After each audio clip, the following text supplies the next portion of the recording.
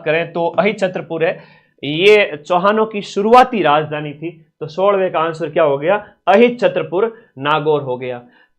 दो चले गए, आगे देखो। निम्न में से कौन सा विद्वान कुंभा के दरबार में नहीं था? अच्छा, कुंभा की एक उपाधि एग्जाम में पूछी जाती है, मैं वही पढ़ाऊंगा जो सीधा सीधा 19 तारीख को पेपर में आएगा। जो प्रश्न आते हैं मैं वही बोलूंगा। कुंभा की एक उपाधि आती है, के से कुंभा, एस से हिंदू सुल्तान, एस के शाहरुख खान है बोलते हैं, चलो छोड़ो उसको याद नहीं करेंगे। एस फॉर हिंदू सुल्तान, हिंदू सुल्तान, ये कुंभा को कहा है मुस्लिम शासकों ने। के से कुंभा, एस फॉर हिंदू सुल्तान, इनकी उपाधि है, कई बार परीक्षा में पूछा गया है। तो नाता था, कुंभा की बात हो रही है जो स्थापत्य कला का जनक कह सकते हैं। इतनी सारे 84 में से हम बात करें 32 दुर्गों का निर्माता, इनमें मुनि जिन विजय सूरी, एक जैन साधु थे जो इनके दरबार में नहीं थे।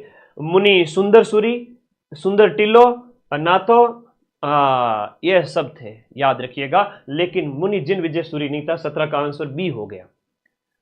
बी हो गया, बहुत बढ़िया। कौन से शासक को अभिनव भट्टाचार्य कहते हैं? संगीत में रुचि के कारण, म्यूजिक, संगीत में रुचि के कारण कहा जाता है कुंभा जी को अभिनव भट्टाचार्य। और सांगा जी की एक उपाधि मिलती है, S for Sanga, P for Hindu पथ। तो सांगा कौन है? एसपी साहब है, सुपरिटेंडेंट ऑफ पुलिस। तो याद करो, हिंदू पथ उपाधि है। क्या है? हिंदू पथ। तो परीक्षा में कई बार पूछा गया, हिंदू पथ उपाधि किसकी है रे, किसकी है? हिंदू पथ उपाधि किसकी है?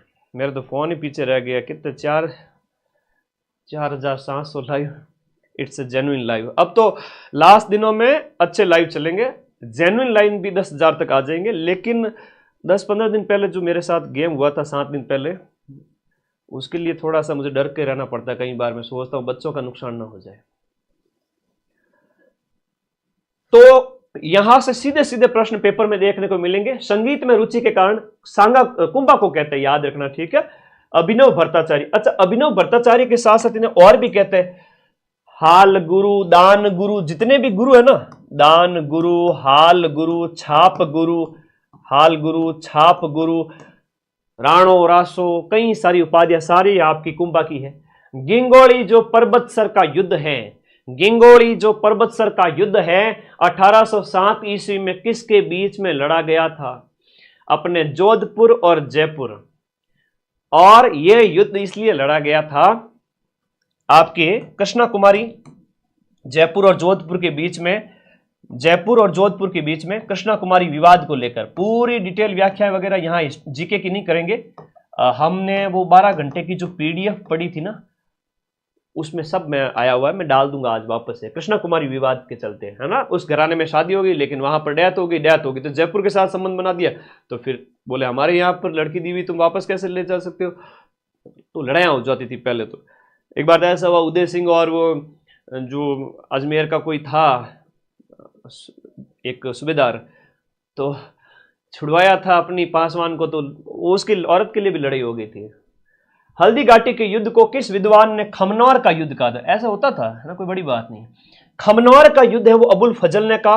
टी से टॉड है, टी से थर्मोपल्ली का युद्ध है। टी से इंग्लिश में लिखो तो थर्मोपल्ली कहते हैं। थर्मोपल्ली वैसे यूरोप में एक लड़ाई का मैदान है। बस बदायूनी। द से गोगुंदा, गोगुंदा का युद्ध, गोगुंदा का युद्ध किसने कहा है? द से। यह प्रत्यक्षदर्शी था, कहते हैं कि इसने अपनी दाढ़ी रंगी थी, ऐसा भी उल्लेख मिलता है। और इसे हाथियों का युद्ध भी कहते हैं, याद रखना। हल्दी घाटी युद्ध, हल्दी घाटी युद्ध में प्रश्न थोड़ा अच्छे अच्छे पूछे जा रहे हैं, याद करिए। महाराणा प्रताप ने कौन से साल में मेवाड़ राज्य की राजगद्दी संभाली थी? एक प्रश्न यह आता है कि महाराणा प्रताप जी ने कितने वर्षों तक शासन किया था? 1572 से लेकर के 1500 जनवरी 1597 तक। तो यह भी आपको याद रखना है, ठीक है। 82, 92 और फिर 97, लगभग 24-25 साल तक। तो पहला आंसर सही हो गया। तो महाराणा प्रताप ने यहां पर, अब कई बार पूछ लिया जाता है इनकी बचपन का नाम है वो कीका कहते हैं, ऐसे कई सारी उपाधियां हैं, हिंदुआ सूरज इनको कहते हैं। अच्छे प्रश्न आते हैं, हल्दी घाटी युद्ध वगैरह याद रखो। किस राजा को अभिनव भट्टाचार्य हिंदू सुल्तान हिंदू सुल्तान एस के से कुंभा, छाप गुरु, राय रायन, दान गुरु, हाल गुरु, सब कुंभा जी की उपाधियां है। सांगा जी तो 16वीं शताब्दी के स्टार्टिंग में अपने बाबर के साथ में लड़े थे सांगा जी, तो वो आपको याद रखना है। खनवा का युद्ध याद रहेगा। राजस्थान के कौन से राजा को विद्वानों ने हिंदू पत कहा है? पी से पत, पी से पत, एस से सांगा, सांगा। मेवाड़ के महाराणा गुहिल वंशी शासक राणा सांगा। किस राजपूत राजा को अकबर ने अमीर उल उमरा की उपाधि दी?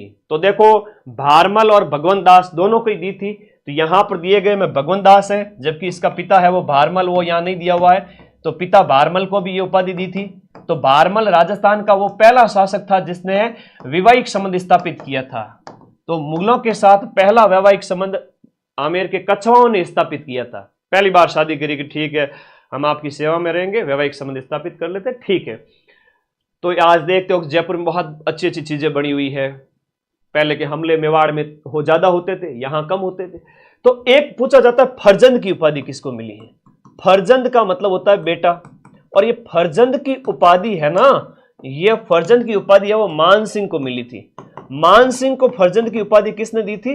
अकबर ने दी थी कि हमारा बेटा जैसा है, छोटो सो, ठीक है। तो क्योंकि भगवंत दास गए थे दरबार में, तो इनको भी साथ में लेके गए। अच्छा प्रश्न पूछा जाता है ना। जयसिंह फर्स्ट है आमेर के ही शासक, तो जयसिंह को कहा गया मिर्जा राजा, मिर्जा राजा।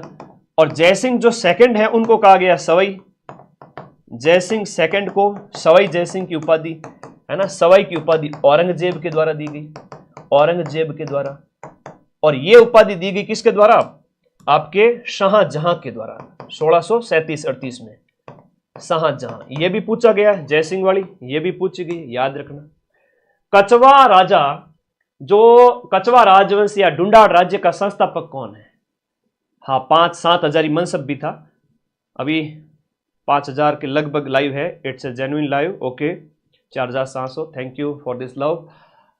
अभी तो रुको, अभी तो एक घोषणा करूंगा, तुम लोग जमीन से उछल के 2 फीट उछल के नीचे गिरोगे। 2 मिनट रुक जाओ, ऐसी घोषणा करने वाला हूं। कछवा राजवंश का संस्थापक, देखो कछवाओं की राजधानियां डीजे आज से याद करो। कछवाओं की 4 राजधानियां रही थी आपके। सबसे पहले दौसा राजधानी रहा था, दौसा, फिर जमवा रामगढ़, जमवा रामगढ़, और फिर आमेर राजधानी रहता है। और फिर जयसिंह सेकंड के समय में जयपुर राजधानी बन जाता है 1727 से।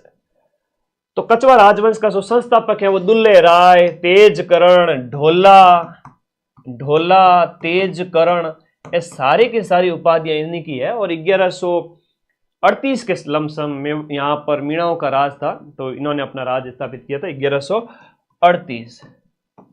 आगे देखो, बीकानेर के राजा है राठौड़ वंशी अनूप सिंह। तुम्हारे सिलेबस में टॉपिक दिया है ऐतिहासिक घटनाएं, तो मैं सिलेबस के अनुसार ही लेकर आया हूं, ठीक है। तो अनूप सिंह को औरंगजेब ने एक उपाधि दी थी माही भरातीव की। माही भरातीव बीकानेर के राठौड़ वंशी शासक अनूप सिंह को। राव जैतसिरो छंद, उसमें राव लूणकरण जो बीकानेर का राठौड़ वंशी शासक था, उसको कलयुगकरण किसने कहा? कलयुगकरण, कि भाई कलयुग के टाइम में कोई दानवीर हो सकता है, तो कलयुग लूणकरण, कलयुग का करण कौन? लूणकरण। और कलयुग का करण लूणकरण को किसने कहा? बिट्टू सुजा ने अपने जो है राव जयसिरो छंद के अंदर, अपने ग्रंथ के अंदर ये कहा। एक आता राजपुताने का करण, है ना। एक प्रश्न पूछते हैं राजपुताने का कर्ण, और राजपुताने का कर्ण मुंशी देवी प्रसाद ने कहा है आपके राय सिंह को। मुंशी देवी प्रसाद ने, तो मुंशी देवी प्रसाद ने इनको कहा है राजपुताने का कर्ण। ये भी थोड़ा सा याद रखिएगा। राय सिंह बहुत बड़े राजा हुआ है, मुगल दरबार के स्तंभ के रूप में। 7000 का मनसब था, घोड़े और पैदल सैनिक को जात और सवार, वो मनसबदारी प्रथा थी। गिरी सुमेल का युद्ध जोधपुर के बात करें मालदेव और शेर शाह के बीच में यह युद्ध लड़ा गया था, और यह युद्ध लड़ा गया था जनवरी के महीने में। 1544 की डेट हर जगह दी हुई है, हर जगह दी हुई है, लेकिन आप